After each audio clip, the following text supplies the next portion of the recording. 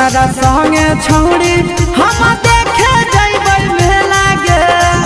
अब की दशहरा छौड़ा मनाई ले अकेला।